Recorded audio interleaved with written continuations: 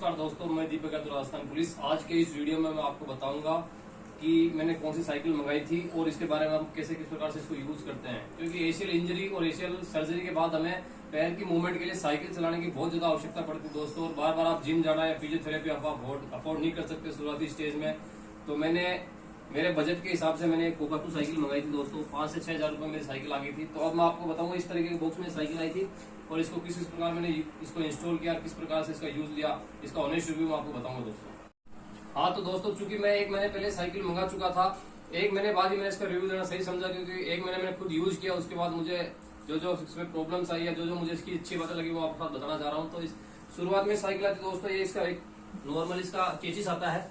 Chassis ऊपर ये हमें अलग से लगाना पड़ता है, ये आता है इसका हैंडल।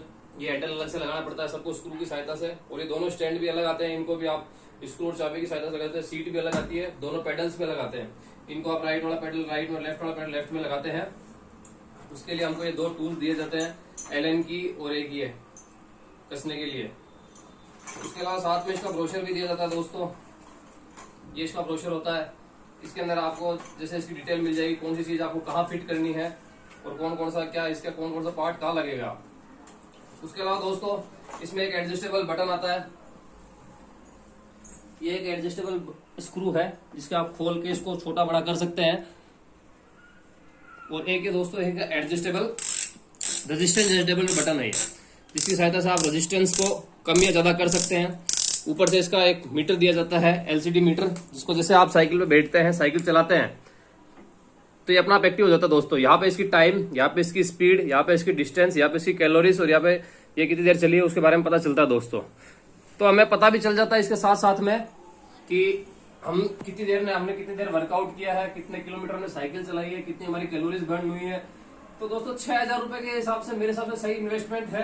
हालांकि इतनी मजबूत ये लगती नहीं है और इसका मैक्सिमम लोड भी आप 100 kg तक का आदमी इस पे बैठ सकता है, जिस हिसाब से कंपनी क्लेम करती है। तो लगभग अपन माने तो 80-90 किलो वाला आदमी इस पे आराम से चला सकता है, इतने कोई इश्यू नहीं आएगा उसको।